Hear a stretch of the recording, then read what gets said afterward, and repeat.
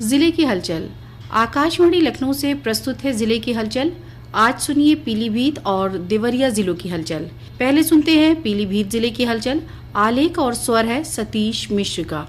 पीलीभीत जिले में होली का पर्व हर्षोल्लास से मनाया गया। लोगों ने रंग गुलाल उड़ाकर होली की खुशियां बांटी और गले मिलकर बुराइयां दूर की। मेहमानों की खातिरदारी के लिए घरों में विविध पकवान बनवाए गए। माधवटांडा, शेरपुर और नेपाल सीमा की होली खास रही। जनपद भर में होली मिलन समारोह व अन्य कार्यक्रम भी आयोजित किए गए। धमाल टीमें अभी भी होली गीत गाकर घरों की गमी दूर कर रही है। पहले चरण में शामिल पीलीभीत लोकसभा सीट के लिए नामांकन प्रक्रिया पूर्ण होते ही चुनावी सरगर्मियां तेज हो गई हैं। यहाँ कुल 18,31,699 मतदाता 19 अप्रैल को 10 प्रत्याशियों के भाग्य का फैसला करेंगे। मतदान के लिए कुल 1,242 मतदान केंद्र और 1,924 मतदेय स्थल बनाए गए हैं। 50 से अधिक बूथ जंगल किनारे के गाँव में हैं। यहाँ बाघ की दहशत से मतदान घटने का खतरा बना हुआ है। हालांकि मतदाता जागरूकता अभियान निरंतर जारी है। इसके प्रचलित प्रयासों के बारे में जिला निर्वाचन अधिकारी जिलाधिकारी संजय कुमार सिंह ने बताया। जो हमारे स्कूल्स हैं,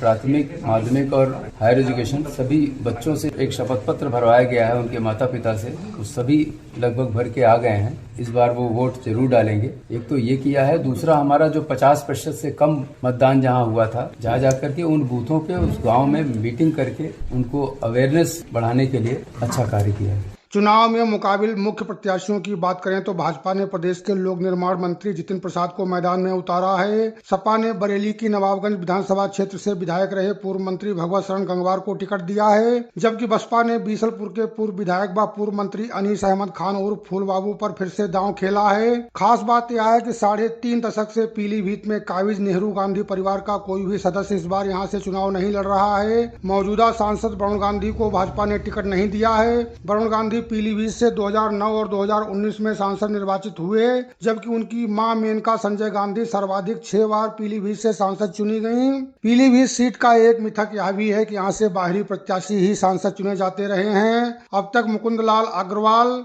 मोहम्मद शमसुल हसन खान और डॉक्टर परशुराम गंगवार ही स्थानीय प्रत्याशी के रूप में सांसद चुने गए। शेष सभी निर्वाचित सांसद बाहरी थे। खास बात यह है कि इस बार के चुनाव में 10 में से 5 प्रत्याशी गैर जनपद के हैं। इनमें भाजपा प्रत्याशी जितिन प्रसाद, भारतीय कृषक दल के राजीव सक्सेना और निर्दलीय मोहम्मद शाहिद हुसैन पड़ोसी जनपद शाहजहांपुर के हैं। सपा प्रत्याशी भगवत शरण गंगवार बरेली से आए हैं तो निर्दलीय प्रमोद भाई पटेल ने प्रतापगढ़ से आकर अपना नामांकन दाखिल किया है। उत्तर भारत का सुप्रसिद्ध पूर्णागिरी देवी मेला शुरू हो गया है। प्रतिदिन हजारों श्रद्धालु पीलीभीत टनकपुर होकर देवी मां के दर्शन के लिए पहुंच रहे हैं। इनमें पदयात्रियों और साइकिल सवारों की संख्या सर्वाधिक है। श्रद्धालुओं की सुविधा के लिए पूर्वोत्तर रेलवे द्वारा एक जोड़ी मेला स्पेशल ट्रेन चलाई गई है तो राज्य परिवहन निगम द्वारा टनकपुर से बरेली के बीच 20 नई बसों का संचालन शुरू किया गया है और कई बसों के फेरे बढ़ाए गए हैं। पदयात्रियों के ठहरने और भोजन की व्यवस्था सामाजिक संस्थाओं द्वारा कराई जा रही है। पीलीभीत की 54 किलोमीटर सीमा पड़ोसी देश नेपाल से जुड़ी होने के कारण चुनाव में यहां खास सतर्कता बरती जा रही है।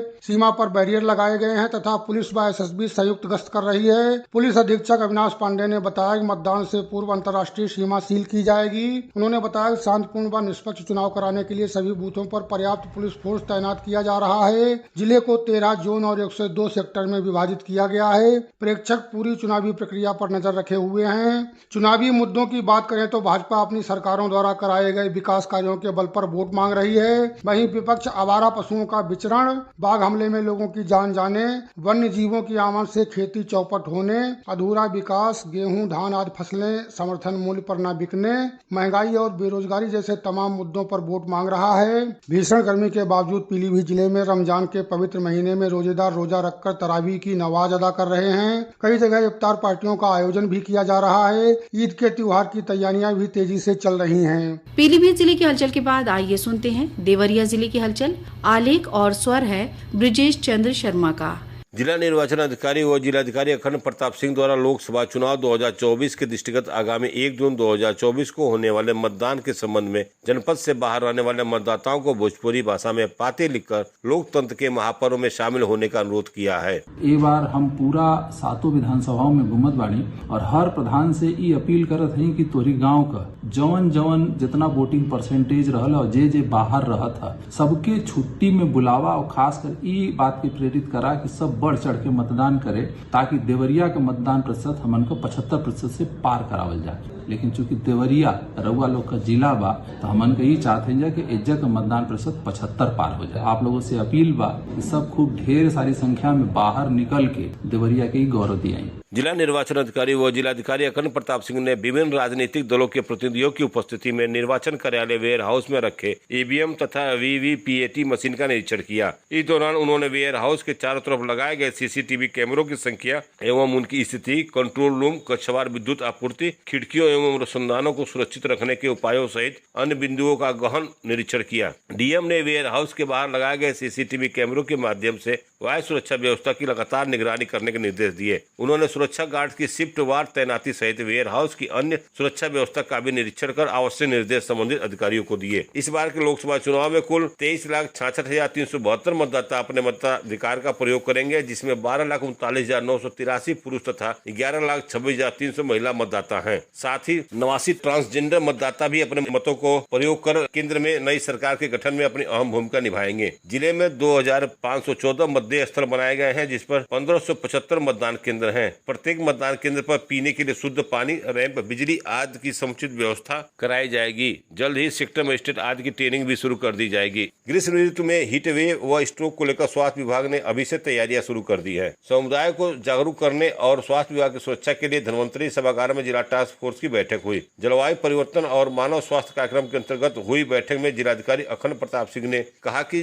राष्ट्रीय जलवायु परिवर्तन एवं मानव स्वास्थ्य कार्यक्रम के अंतर्गत जलवायु परिवर्तन के कारण हीट वेव, लू, हीट स्ट्रोक, कोल्ड वेव, अतिवृष्टि और सूखा जैसी परिस्थितियों और वायु प्रदूषण के कारण मानव स्वास्थ्य पर पड़ने वाले दुष्प्रभाव से व्यापक बचाव का कार्यक्रम संचालित किया जाए तथा इससे बचाव के लिए स्वास्थ्य विभाग ने अभी से तैयारियां शुरू कर दी जाए। इस दौरान सीएमओ डॉक्टर राजेश झा ने बताया कि ग्रीष्म ऋतु के दौरान उत्पन्न होने वाली बीमारियों के लक्षणों, निदान, उपचार तथा बचाव को लेकर चिकित्सकों, पैरामेडिकल स्टाफ व अन्य स्वास्थ्य कर्मियों को प्रशिक्षित किया जाएगा। मुख्य विकास अधिकारी व प्रभारी अधिकारी स्वीप प्रत्युष पांडे द्वारा जिले में विगत निर्वाचन में ऐसे बूथ पर जहां वोटर टर्न आउट तथा मतदान प्रतिशत कम पाया गया था, वहां मतदान प्रतिशत बढ़ाने हेतु संबंधित बूथ के परिक्षेत्र में तैनात कार्मिकों का बुलावा टोली का गठन किया गया है। बुलावा टोली में आंगनबाड़ी कार्यकर्ती, आशा कार्यकर्ती, पंचायत सहायक, रोजगार सेवक, शिक्षा मित्र, सफाई कर्मचारी, सहायक अध्यापक को शामिल किया गया है। बुलावा टोली मतदान तिथि 1 जून 2024 तक बूथों से संबंधित मतदाताओं को अपने मताधिकार का प्रयोग करने हेतु आदर्श आचार संहिता का अनुपालन सुनिश्चित करते हुए रैली निकालकर, नुक्कड़ नाटक करके मतदान प्रतिशत बढ़ाए जाने हेतु नारे आदि आयोजन कर मतदाताओं को जागरूक करेगी। जिला बेसिक शिक्षा अधिकारी शालिनी श्रीवास्तव ने नए शैक्षणिक सत्र में परिषदीय स्कूलों में बच्चों के प्रवेश हेतु सभी अभिभावकों से अपील करते हुए 1 जून को मतदान करने की अपील की है। आप सभी जनपद वासियों से अनुरोध करती हूँ